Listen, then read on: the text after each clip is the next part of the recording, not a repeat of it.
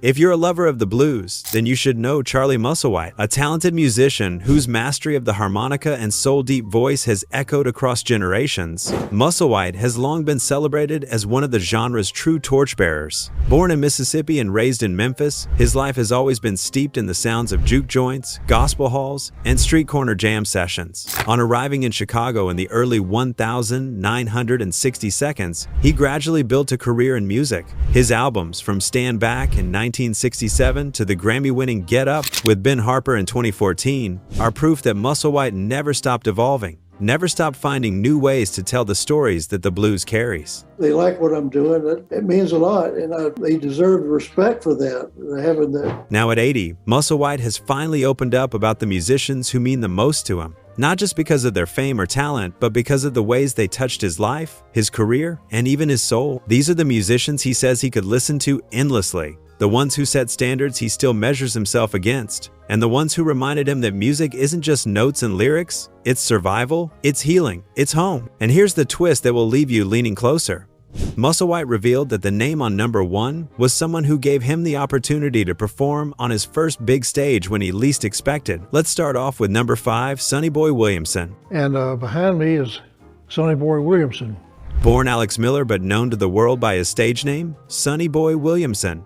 He became one of the most electrifying harmonica players and blues showmen in history. From his early days performing across the South to his radio appearances on King Biscuit Time in Arkansas, Williamson built a reputation not just as a master musician, but as a man who knew exactly how to command a stage. His songs, from Help Me to Bring It On Home, established him as a true architect of the modern blues sound. For Musselwhite, who later became one of the great harmonica players of his generation, Williamson wasn't just a hero from afar, he was an inspiration up close. Musselwhite said that Sonny Boy embodied what it meant to be a showman, confident, magnetic, and uncompromising in his demands. He knew what he wanted from his music, from his band, and from himself, and he didn't hesitate to demand it. And it was a tremendous show. He was a great showman. Musselwhite's first encounter with Sonny Boy is a story he has carried for decades. It happened in Chicago, at a club called Curly Twist City, one of those raw, smoky rooms where the blues lived and breathed every night. Musselwhite had just moved to Chicago in the early 1960s,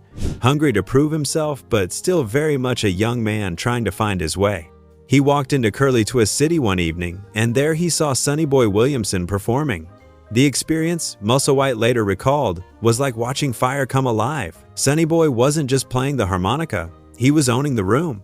His sharp suits, his sly humor, the way he teased the crowd between songs, it was a masterclass in showmanship. Musselwhite remembered standing near the back, completely transfixed, realizing for the first time that being a great musician wasn't only about how well you played your instrument, but about how you carried yourself, how you connected with people, and how you left them with something unforgettable. In interviews, Musselwhite has said that Sonny Boy showed him that being an artist meant having clarity of purpose. Williamson was known to be demanding, sometimes even tough, but Musselwhite never saw this as arrogance. To him, it was proof that Sonny Boy knew exactly what he wanted his music to sound like and what he wanted it to mean. That kind of conviction inspired Musselwhite to take his own career seriously, to believe in his instincts, and to pursue authenticity over compromise. According to Musselwhite, that first encounter with Sonny Boy left a special mark on him. He credited Sonny Boy with giving him the courage to develop his own stage presence. Most importantly, Sonny Boy inspired Musselwhite to trust the power of the harmonica itself. Before seeing Sonny Boy at Curly Twist City, Musselwhite had doubted whether the harmonica could truly stand on its own as a lead instrument. But Sonny Boy showed him that in the right hands, it could be just as commanding as a guitar or piano, capable of carrying a show all by itself. That night in Chicago marked the beginning of a lifelong admiration.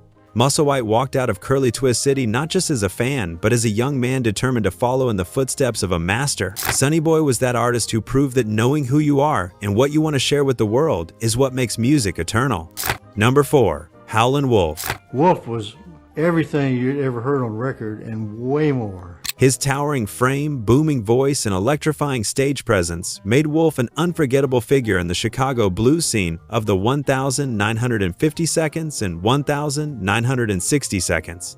With hits like Smokestack Lightnin', Killing Floor, and Spoonful, Wolf carved out a sound that was raw, intense, and undeniably his own. For Musselwhite, who came up during this golden age of Chicago blues, Howlin' Wolf wasn't just another star. He was a mentor, a leader, and a beacon for younger musicians trying to find their footing. Musselwhite said that Wolf had a style no one could imitate.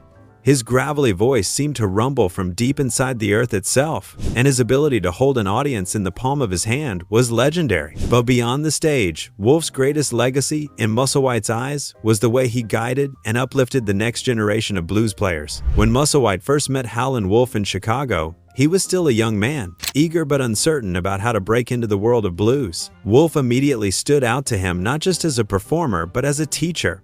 Unlike some established musicians who guarded their spotlight, Wolf was known for giving opportunities to new talent. He would invite younger players on stage, encourage them during rehearsals, and offer advice that stuck with them for a lifetime. Musselwhite recalled that Wolf had a way of balancing toughness with care. He demanded respect for the music, he wouldn't tolerate sloppiness or half-hearted effort, but he also had patience for those who were genuinely trying to learn. Wolf would take the time to show younger musicians how to listen to the rhythm section, how to pace themselves during a solo, and most importantly, how to connect emotionally with the crowd. For Musselwhite, these lessons became invaluable as he developed his own career. Wolf's mentorship was especially important because it wasn't common at the time. The blues scene in Chicago could be competitive, even cutthroat, with musicians often scrambling for gigs and recognition. But Wolf, despite his fame, didn't see the new generation as a threat. Instead, he treated them like family. He wanted the blues to grow, and he knew that meant passing down knowledge, discipline, and a sense of pride in the music. Musselwhite SES highlighted Wolf's unique style as another reason he admired him so deeply. Wolf didn't look or sound like anyone else, and he never tried to. His voice was gruff, his delivery intense, but behind that force was a surprising grace. He could make a simple phrase feel monumental, and his harmonica and guitar playing carried a raw power that matched his voice. One story Musselwhite shared involved going to watch Wolf perform for the first time. He had heard so much about how outstanding Wolf was and looked forward to that day imagining his expectations would be diminished. But far from experiencing what he has been hearing, Musselwhite shared that Wolf was even far better than what people had told him. For Musselwhite, Wolf's greatness wasn't just in his hits or his stage presence, but in how he used his success. He gave guidance, created opportunities, and showed younger players like Musselwhite what it meant to be both an artist and a professional. Even decades later, Musselwhite would speak of Wolf with deep respect, calling him one of the finest examples of leadership in the blues. Number 3. Mavis Staples. Sincere, right from the heart, no baloney. In a 2021 interview with Paul Leslie, Musselwhite shared that Mavis Staples was one of his favorite musicians. Staples started her music career in the 1,950 seconds with her family group, the Staples Singers, led by her father, Roebuck Pop Staples. From church choirs to civil rights rallies, their voices carried both hope and defiance. Songs like I'll Take You There and Respect Yourself became not only musical anthems, but spiritual lifelines for generations. For Musselwhite, a man who has lived through decades of blues history, Mavis was more than a great singer. She was the living embodiment of sincerity, joy, and truth in music. Musselwhite has always admired musicians who bring more than talent to the stage. Technique alone never impressed him, it was honesty that captured his heart. And in Mavis, he found that rare quality. He described her as sincere in every word, a delight in every note. For him, watching her perform was like sitting in the presence of someone who gave her whole heart to the song, never faking a single breath. One story Musselwhite recalled in that interview captured this perfectly. He had gone to see Mavis live in the late 1,980 seconds, at a time when the blues and gospel circuits were struggling to hold on against the tides of pop and rock. Mavis walked onto the stage, small in stature but enormous in presence, and as soon as she began to sing, the entire room changed. Musselwhite said you could feel people breathing differently, standing taller, as though her voice had pulled the heavy burdens off their shoulders. She didn't just sing to us, he explained. She sang for us. And that's a gift you can't fake. Her sincerity wasn't just on stage, it carried into every interaction. Musselwhite spoke warmly of how, behind the scenes, Mavis was exactly the same person. Generous, joyful, and deeply human.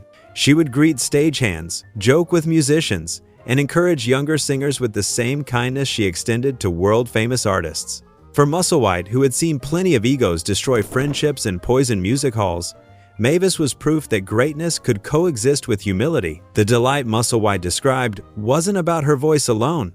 though her voice, with its earthy growl and soaring gospel highs, could stop a man mid-step.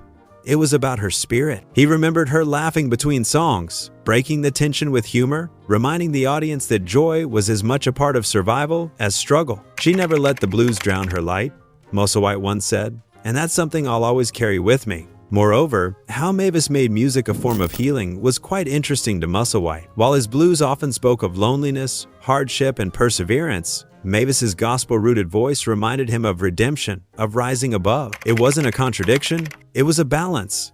He believed that the blues and gospel were two sides of the same coin, one naming the pain, the other offering release. And Mavis embodied that release better than anyone he had ever seen. When asked why he loved listening to her, Musselwhite chuckled and said, "Because she makes me feel good, plain and simple. Even when she's singing about tough times, I leave her shows feeling lighter than when I came in." That sincerity, he explained, was what made her timeless. Trends came and went, but Mavis Staples remained a delight because she gave people the one thing music should always give: truth. Their connection went beyond admiration. Mavis had also expressed respect for Musselwhite over the years, calling him one of the truest bluesmen alive. That mutual respect cemented their bond. For Musselwhite, knowing that someone he looked up to also valued his contribution to music was deeply humbling. As Musselwhite reflected on his long career, he said that the musicians who mattered most to him weren't always the flashiest or the most technically gifted, but the ones who made him feel something real. In Mavis, he found a sister in spirit, a woman who carried the weight of history on her shoulders yet still radiated joy, humor, and light. Number 2. John Lee Hooker. The bond between Musselwhite and Hooker was more like that of brothers. Even though Hooker was already in the music game long before Musselwhite joined, Musselwhite shared that meeting Hooker for the first time felt like reuniting with an old friend. First time we met, it was just like, I think I'd met an old friend for the first time. There was an instant connection, one that went deeper than music. Hooker's easygoing personality made people feel comfortable, and Musselwhite was no exception. Instead of treating him like a younger musician who had to earn his way into the circle, Hooker welcomed him with open arms. Hooker had that rare gift of embracing everyone. In an industry where egos often ran high and lines were drawn between the established stars and the newcomers, he was different. His philosophy was simple: if you had a love for the blues, then you belonged. That attitude meant Musselwhite didn't have to struggle to prove himself in Hooker's presence. Instead, he found acceptance, encouragement, and real friendship. One of the most important ways Hooker showed his generosity was by introducing Musselwhite to the big boys in the industry. These were the movers and shakers, the names that could open doors and create opportunities that might otherwise take years to access. Hooker didn't guard those connections jealously or treat them as privileges reserved only for himself. He brought Musselwhite into those circles, making sure people knew his name and his music. That level of support was priceless, especially for a young man trying to find his place in a competitive scene. But what stood out most wasn't just the professional support. It was the genuine care Hooker showed outside of the music. Musselwhite described how much it meant that Hooker treated him like family. They didn't just share stages or studio time, they shared meals, laughs, and everyday life. When you find someone in the music industry who's not only a collaborator but a real friend, that bond becomes unbreakable. Nothing captured that better than the day Musselwhite got married. For such an important moment in his life, he wanted someone he trusted, someone who had walked beside him through both music and life, to stand with him. That person was John Lee Hooker. From then on, and he was even my best man when I got married. Musselwhite emphasized that Hooker's easygoing nature was a huge part of why people loved him. Hooker didn't carry himself with the airs of a star. Even though he was already an established legend, he made people feel at home, no matter who they were. That kind of openness created a sense of community around him, and Musselwhite thrived in that environment. The stories of their time together are filled with warmth, whether it was playing late into the night, trading stories over food, or just enjoying the simple act of hanging out. Those memories shaped Musselwhite's outlook on life and music. Hooker showed that being a great musician wasn't just about the notes you played, but also about the kind of person you were. By welcoming others, by sharing connections, and by standing by friends in their most important moments, Hooker set an example that left a lasting impression. That brotherhood gave Musselwhite strength and a sense of belonging, which fueled his music and carried him through the ups and downs of life. Musselwhite spoke extensively with deep affection about Hooker, not just as a musician, but as a man who made space for others and gave without expecting anything in return. Number 1. Muddy Waters. Muddy Waters, and wow, that got my attention. Musselwhite has shared in many interviews that he is a die-hard fan of Waters. Long before his own music career took off, he worked in a factory, and even there, his love for Waters was no secret. He would passionately argue with his co-workers about how brilliant Muddy's music was, the depth, the power, the soul in every note. But not everyone shared his excitement. Many of his colleagues dismissed the blues as old folks' music. For Musselwhite, though, there was nothing old about it. Waters' music spoke directly to him. Musselwhite shared that he performed alongside Waters for the first time in a club called Purpose Lounge in Chicago. After that, with the help of Waters, a lot of things began to take shape in his music career. Waters believed in him. That belief translated into opportunities that a young musician like Musselwhite could never have imagined on his own. Interestingly, he recalled that it was Muddy Waters who gave him his first chance to play on a truly big stage, in front of thousands of people who had gathered to see Muddy perform. To stand on that platform, feeling the weight of the lights and the roar of the crowd, was a life-changing experience. For Musselwhite, that opportunity was everything. Waters had a reputation for lifting up younger musicians, and Musselwhite was a direct beneficiary of that generosity. Instead of guarding the spotlight, Waters shared it. He made space for new voices, introducing Musselwhite to audiences and peers who might otherwise have overlooked him. That openness created a ripple effect. The more people saw Musselwhite perform alongside a giant like Muddy Waters, the more they took him seriously in the blues world. Collaboration was also a key part of what Waters offered. Playing alongside him wasn't just about exposure, it was about growth. Waters had a commanding presence and a sound that was both traditional and endlessly inventive. By sharing the stage with him, Musselwhite was able to absorb lessons that no classroom could ever teach. Timing, phrasing, stagecraft, even the subtle art of reading a crowd. These were things that Waters embodied effortlessly, and Musselwhite carried them with him long after the shows ended. Beyond the music itself, Waters also introduced him to people who mattered: promoters, record producers, and fellow musicians. These introductions became stepping stones that helped Musselwhite move from being another young player in Chicago to an artist with a growing name and reputation. The credibility of Waters' cosign opened doors that money or talent alone might not have been able to unlock. For Musselwhite, these opportunities weren't just career moves. They were milestones that affirmed his place in a tradition he deeply respected. Muddy Waters wasn't simply a mentor, he was a gateway. He gave Musselwhite the chance to be seen and heard, and he offered him the rare gift of partnership at a time when it mattered most. The very reason he is one of his favorites alongside the other musicians. Let's know your thoughts in the comments section. Subscribe to this channel for more videos like this, like and share.